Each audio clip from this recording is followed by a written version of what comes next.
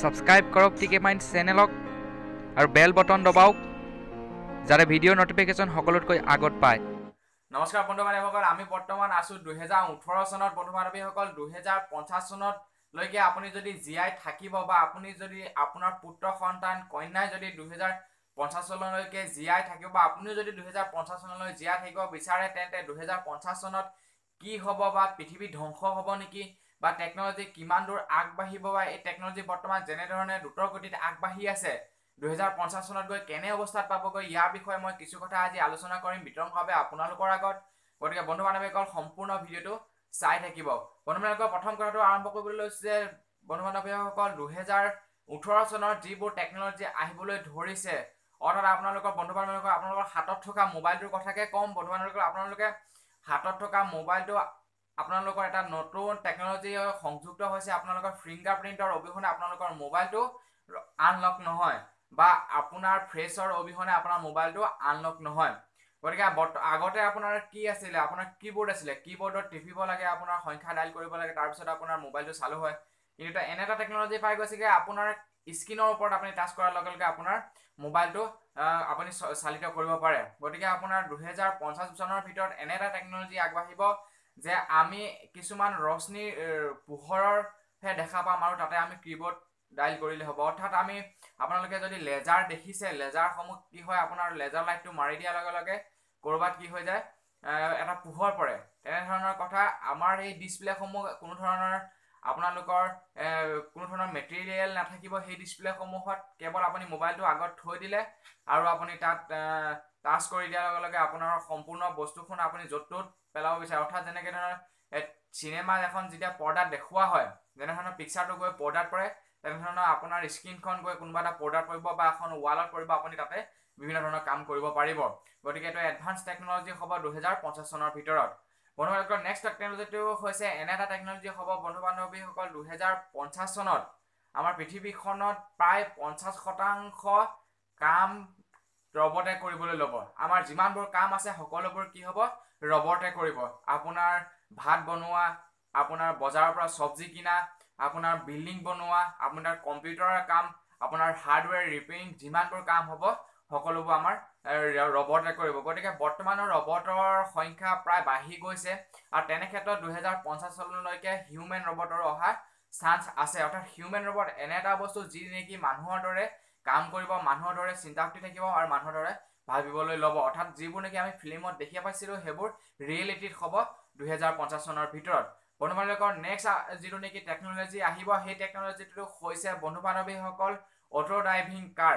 অৰ্থাৎ বন্ধু বান্ধৱীসকল এতিয়া আমাৰ যিবোৰ নেকি কাৰ আছে, আমি নিজে চালিত কৰি আমি যিটো জেগালৈ যাব লাগে সেইটো জেগালৈ চলাই নিজে যাব লাগে। কিন্তু বন্ধু বান্ধৱীসকল 2050 চনৰ ভিতৰত এনে এটা টেকনলজি আহিব যিটো টেকনলজিৰ জৰিয়তে আপুনি মাত্ৰ কেৱল মেপত চিলেক্ট কৰক যে আপুনি ক'লৈ যাব। অৰ্থাৎ আপুনি যদি লখিমপুৰ ডিষ্ট্ৰিক্টৰ ভিতৰত কোনোবা এখন জেগাত যাব বিচাৰে, গুৱাহাটীলৈ যাব বিচাৰে, আপুনি যদি আমেৰিকালৈ যাব বিচাৰে, আপুনি য'তে নেকি যাব বিচাৰে তাৰ এটা মেপত আপুনি চিলেক্ট কৰিলে যে মই আমুকলৈ যাব বিচাৰোঁ আৰু আপুনি বিন্দাছ গাড়ীখনৰ ভিতৰত টোপনি মাৰি গৈ থাকক। আপোনাৰ গাড়ীখনে কোনো ধৰণৰ এক্সিডেণ্ট নোহোৱাকৈ আপোনাৰ নিৰ্দিষ্ট লক্ষ্যস্থানত উপনীত কৰাব। বন্ধু বান্ধৱীসকল ইয়াৰ পৰা এইটোৱে সুবিধা হ'ব, কি হয় আপোনাৰ মানুহে যদি কিছুমান ভুল কৰে তথাপিতো কি হয়, আমাৰ যিটো নেকি কম্পিউটাৰ বা যি ধৰণৰ নেকি সঁজুলি বা ইলেক্ট্ৰনিক বস্তুৱে কোনো ধৰণৰ ভুল নকৰে। তেনে ক্ষেত্ৰত বন্ধু বান্ধৱীসকল কোনো ধৰণৰ এক্সিডেণ্ট হোৱাৰ সম্ভাৱনা প্ৰায় কমি আহিব। এইটো এটা হৈছে 2050 চনৰ ভিতৰত আহিবলগীয়া নতুন টেকনলজি। বন্ধু বান্ধৱীসকল নেক্সট আপডেটটো হৈছে 2050 চনৰ ভিতৰত আমাৰ বন্ধু বান্ধৱীসকল সাগৰসমূহৰ প্ৰলয় বেছিকৈ বৃদ্ধি হ'ব। বন্ধু বান্ধৱীসকল কিছু সৰু সুৰা গাঁও সামান্য প্ৰলয়তে বানপানীৰ তলত ডুবি যাব পাৰে 2050 চনৰ ভিতৰত। বন্ধু বান্ধৱীসকল আমাৰ টেকনলজি আগবাঢ়িলেও কিছু ক্ষেত্ৰত আমাৰ টেকনলজি আমাক বিভিন্ন ক্ষেত্ৰত আমাক মাৰি আহিছে। গতিকে 2050 চনৰ ভিতৰত যেতিয়া এডভান্স টেকনলজি আহিব 2050 চনৰ ভিতৰত, তেতিয়া আমাৰ কিছু ক্ষেত্ৰত আমাৰ অসুবিধাৰ সন্মুখীন হ'ব। বন্ধু বান্ধৱীসকল নেক্সট যিটো নেকি টেকনলজি আহিবলগীয়া হৈছে সেই টেকনলজি হৈছে বন্ধু বান্ধৱীসকল 2050 চনৰ ভিতৰত এতিয়া যেনেধৰণৰ আপোনাৰ বেমাৰসমূহত আক্ৰান্ত, অৰ্থাৎ আমাৰ সাধাৰণ অৰ্থত ক'বলৈ গ'লে সৰু সুৰা কিছুমান বেমাৰ হয় বা আপোনাৰ বিভিন্ন ধৰণৰ বেমাৰ আছে, সেই বেমাৰসমূহ কি হ'ব 2050 চনৰ ভিতৰত খুব কমি যাব আৰু বেমাৰৰ ফলত মানুহে মৰাটো খুব কমি আহিব। সেই বন্ধু বান্ধৱীসকল এনে কিছুমান এডভান্স টেকনলজি ওলাব যাৰ ফলত নেকি মানুহে সাধাৰণ কথাত ক'ব গ'লে এইচ বেমাৰে হওক বা অন্য ধৰণৰ ডাঙৰ যিবিলাক নেকি বেমাৰ আছে সেই বেমাৰসমূহৰ পৰা মানুহে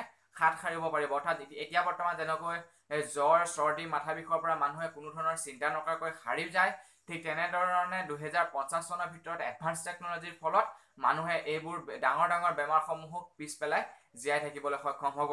বন্ধু বান্ধৱীসকল নেক্সট যিটো টেকনলজি আহিবলগীয়া হৈছে সেই টেকনলজিটো হৈছে বন্ধু বান্ধৱীসকল 2050 চনৰ ভিতৰত মানুহে গৈ চন্দ্ৰত থাকিবলৈ বাস কৰিব। অৰ্থাৎ চন্দ্ৰৰ যিটো নেকি প্ৰকৃতি, চন্দ্ৰৰ যিটো নেকি চাল চলন, চন্দ্ৰৰ যিটো নেকি বাতাবৰণ, চন্দ্ৰৰ যিটো নেকি বায়ু প্ৰভাৱ সকলোৰ লগত মানুহে মিলিব পৰাকৈ তাত বিভিন্ন ধৰণৰ সা সৰঞ্জাম বনোৱা হ'ব আৰু তাৰ ফলত মানুহে 2050 চনৰ ভিতৰত গৈ আমি চন্দ্ৰত থাকিব পাৰিম।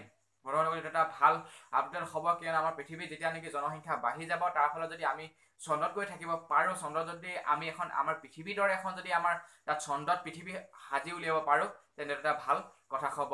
বন্ধু বান্ধৱীসকল নেক্সট যিটো নেকি টেকনলজি আহিবলগীয়া হৈছে বন্ধু বান্ধৱীসকল, আমি কিছুমান টেকনলজি হাতত লৈ ফুৰিব পাৰিম। অৰ্থাৎ আমি সকলোবোৰ কাম আমাৰ গ্ৰেজুৱেটৰ জৰিয়তে হ'ব, আমি সকলোবোৰ কাম অনলাইন কৰিবলৈ পাৰিম।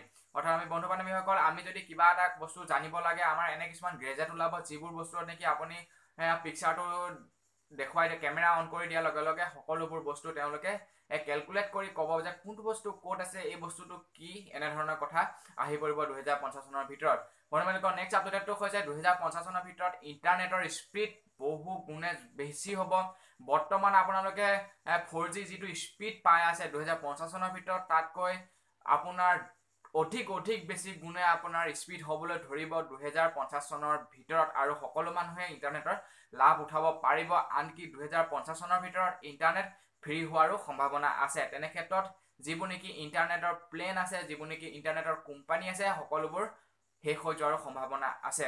বন্ধু বান্ধৱীসকল 2050 চনলৈ যদি আপুনি জীয়াই থাকে তেনেহ'লে এই 2050 চনৰ ভিতৰত আহিবলগীয়া যিবোৰ টেকনলজি সেইবোৰ আপুনি দেখা পাব, আৰু আপোনাৰ যদি পুত্ৰ সন্তান কন্যাই যদি জীয়াই থাকে তেন্তে 2050 চনৰ ভিতৰত এনেবোৰ টেকনলজি দেখা পাব। গতিকে বন্ধু বান্ধৱীসকল আজিলৈ ইমানেই আছিলে। বন্ধু বান্ধৱীসকল মই লাইকৰ এম কৰিছোঁ। বন্ধু বান্ধৱীসকল আপোনালোকে এই ভিডিঅ'টোত মেক্সিমাম 20টা লাইক আনি দিয়ক। বন্ধু বান্ধৱীসকল 20টা লাইকৰ আশা কৰিছোঁ। আৰু নেক্সট কথা হৈছে আপোনালোকৰ বন্ধু বান্ধৱীসকল এপ্ৰিল ফুল গ'ল, গতিকে বন্ধু বান্ধৱীসকল এপ্ৰিল ফুলত আপোনালোকে কাক ফুল বনালে এই বিষয়ে মোক জনাবলৈ নাপাহৰিব বন্ধু বান্ধৱীসকল কমেণ্ট ছেকশ্যনত। আৰু বন্ধু বান্ধৱীসকল মইতো আপোনালোকক এপ্ৰিল ফুলত 1 তাৰিখৰ দিনা আপোনালোকক এপ্ৰিল ফুল বনাইছোঁ।